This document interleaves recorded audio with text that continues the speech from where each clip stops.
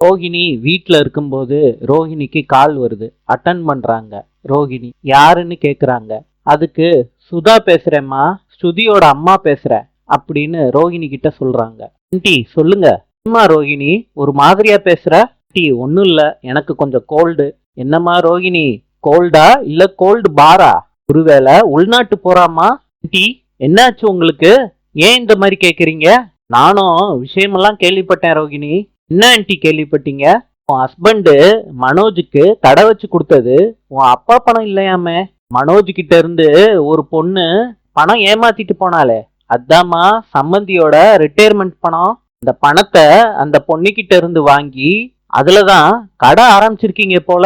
நான் கூட ரோகிணி அது மலேசியா பணம்னு நினைச்சேன். சம்மந்தி ஆவுன்னா மலேசியா மருமக, மலேசியால இருந்து பணம் வருதுன்னு பெருமை பேசிக்கிட்டு இருப்பாங்க. நான் கூட அங்க இருந்து பணம் வருதுன்னு நினைச்சா, நீ என்னடான்னா சம்மந்தி பணத்திலேயே கடைய ஆரம்பிச்சு ஓம் பணம்னு சொல்லிட்டியாமா? ஆண்டி நீங்க பேச வேண்டியது எல்லாத்தையும் பேசிட்டீங்களா ஆண்டி? இப்போ உங்க மனசு குளிர்ந்துருச்சா ஆண்டி? என்னம்மா ரோகிணி இப்படி சொல்ற? ஆண்டி இது எங்க ஃபேமிலியில நடக்கிற விஷயம். எங்க பர்சனல் விஷயத்துல தலையிடுறதுக்கு நீங்க யாரு ஆண்டி? என்னம்மா ரோகிணி ஏன் இந்த மாதிரி பேசுற? என்னையும் என் பொண்ணு மாதிரிதாம்மா பாக்குறேன். ஆண்டி வேண்டாம், உங்களுக்கு தான் பொண்ணு இருக்காங்கல்ல, நீங்க அவங்க கிட்ட பேசுங்க. என்கிட்ட எதுவும் பேசாதீங்க ஆண்டி. போன வைங்க ஆண்டி. போன கடுப்பாயி ரோகிணி பெட்ல தூக்கி போடுறாங்க. ரூமை விட்டு ரோகிணி போறாங்க. இப்ப ஸ்ருதிய பாக்குறாங்க. ஆன்டி கிட்ட ஏன் சொன்னேன்னு ஸ்ருதிய கேக்குறாங்க. ஆன்டி கிட்ட நான் தான் திட்டு வாங்கினேன்னு சொல்றாங்க. ஸ்ருதி கேக்குறாங்க ரோஹிணிய பார்த்து, நீங்க எதுக்கு எங்க அம்மாவை ரெஸ்பெக்ட் இல்லாம பேசுனீங்க போன்ல?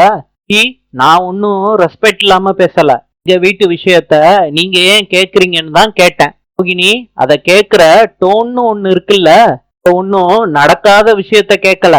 நீங்க பொய் சொல்லி ஏமாத்துனது தானே எங்க அம்மா சொல்லி காமிச்சாங்க. சொல்றாங்க ஸ்ருதி விடுங்க வாங்க சொல்றாங்க. இல்ல மீனா, நான் என்னமோ தப்பு பண்ண மாதிரி ரோஹிணி பேசிக்கிட்டு இருக்காங்க சொல்றாங்க. ஸ்ருதி அத்தை திட்டினாங்கன்னு கோவத்தோட இருக்காங்க, அதனாலதான் பேசிட்டாங்க. நான் அதுக்கு வீட்டுல ரோஹிணி பொய் சொல்றதுக்கு முன்னாடி யோசிச்சிருக்கணும். ரோஹிணி மீனாவையும் ஸ்ருதியையும் முறைச்சு பாக்குறாங்க. அவங்க ரெண்டு பேரும் ரோஹிணிய பாக்குறாங்க. ரோஹிணி சொல்றாங்க ஸ்ருதி தப்புதான், நான் தான் தப்பு பண்ணிட்டேன், நான் தான் இந்த வீட்டிலேயே மோசமானவ, போதுமாங்க? மீனா சொல்றாங்க ரோஹிணி ஸ்ருதி அப்படி சொல்ல வரல. அப்ப ரோஹிணி சொல்றாங்க நீங்க எப்படி வேணாலும் சொல்லிக்கோங்க, கேட்டு இத பத்தி பேச வேண்டாம், விஷயத்துல கண்டவங்க யாரும் மூக்க நுழைக்க வேணாம். ஸ்ருதி சொல்றாங்க ரோஹிணி கண்டவங்கன்னு எங்க அம்மாவை தானே சொல்றீங்க? இதுக்கு பேருதான் ரெஸ்பெக்ட் இல்லாம பேசுறது. ஆக்சுவலா உங்க கோவம் எங்க மேலையா இல்ல ஆன்டி மேலையா? என்ன ஸ்ருதி சொல்ற?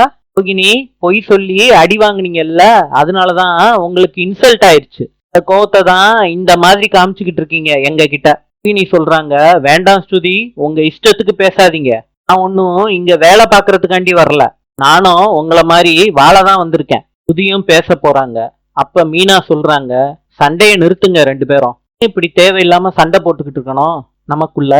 சொல்றாங்க பாருங்க மீனா, ரோஹிணி தப்பு பண்ணிட்டு ஓவரா பேசிக்கிட்டு இருக்காங்க. மீனா சொல்றாங்க ஸ்ருதி பேசிக்கிட்டே போனா சண்டை நிக்காது. மீனா சொல்றாங்க ரோஹிணி எல்லா பொண்ணுங்களும் வீட்டுல என்ன நடக்குதுன்னு அம்மா கிட்ட சொல்லதான் செய்வாங்க. ரோஹிணி கேக்குறாங்க மீனா நீங்களும் உங்க அம்மா கிட்ட என்னைய பத்தி சொல்லி வச்சிருக்கீங்களா? அவங்க எனக்கு போன் பண்ணுவாங்கல்ல. ஸ்ருதி சொல்றாங்க பாருங்க ரோஹிணி எவ்வளவு ஓவரா பேசிக்கிட்டு இருக்காங்கன்னு. சொல்றாங்க ஸ்ருதி விடுங்க. என்ன சொல்றாங்க ரோஹிணியை பார்த்து, எங்க வீட்டுல இருந்தெல்லாம் உங்களுக்கு போன் பண்ண மாட்டாங்க, அந்த கவலை உங்களுக்கு வேண்டாம். மத்தவங்களை பத்தி யோசிக்கிறத விட்டுட்டு அத்தையை எப்படி சமாதானப்படுத்துறதுன்னு பாருங்க. ரோஹிணி சொல்றாங்க அது எனக்கு தெரியும் மீனா, என் விஷயத்துல யாரும் தலையிடாம இருந்தா சரி. இந்த ரெண்டு பேர் பர்சனல் விஷயத்துல நான் என்னைக்காவது கேள்வி கேட்டிருக்கேனா?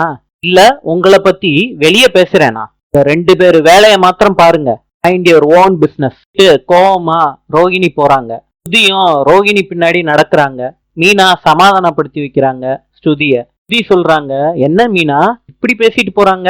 பொய் சொல்லி பணத்தை மறைச்சது ரோஹிணி, நம்ம தப்பு பண்ண மாதிரி சண்டை போட்டுட்டு போறாங்க. இப்ப எங்க அம்மா கேட்டு என்ன ஆயிருச்சான் ரோஹிணிக்கு?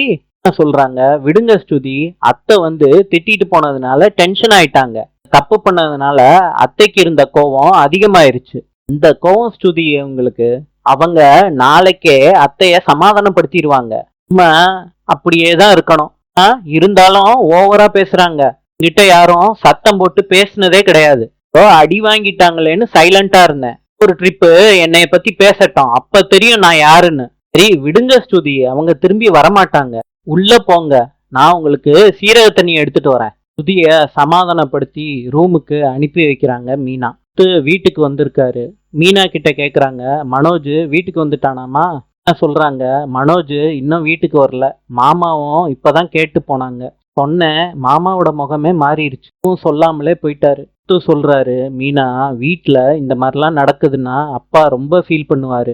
அம்மா வேற புருஷனையும் பொண்டாட்டியையும் பிரிக்கிற வேலையில ஈடுபட்டுக்கிட்டு இருக்காங்க. சொல்றாங்க, ரோகிணிக்கும் அது தெரியுதுங்க, அதனாலதான் சாப்பிட கூட வெளியே வரல, ரூமுக்குள்ளே உட்காந்துக்கிட்டு இருக்காங்க. அப்படியா மீனா? அவங்க ரோகிணிக்கு சாப்பாடு எடுத்துட்டு போவா? சரி மீனா, என்ன பண்றது, யாராவது பட்னி கிடந்தா உனக்கு தான் பொறுக்காதே. இங்க சில நாள் எங்க அப்பாவுக்கு வியாபாரம் நல்லா போகாது, நாங்களே சாப்பாடெல்லாம் எடுத்துட்டு போயிருக்கோம். யாருமே பசியோட இருக்கக்கூடாது. ஏன்னா பசியோட கொடுமை தெரிஞ்சவங்களுக்கு தான் யாரும் பசியோட இருக்கக்கூடாதுன்னு தெரியும். நீங்க நான் சமைச்சதும் ரோஹிணிக்கு சாப்பாடு கொடுத்துட்டு வரேன். சரி மீனா, நான் வெளிய வேலையா போறேன். எங்க இப்பதானே வந்தீங்க, அதுக்குள்ள போறீங்க? சின்ன வேலை இருக்கு, முடிச்சுட்டு வந்துடுறேனே. நாளை சந்திப்போம்.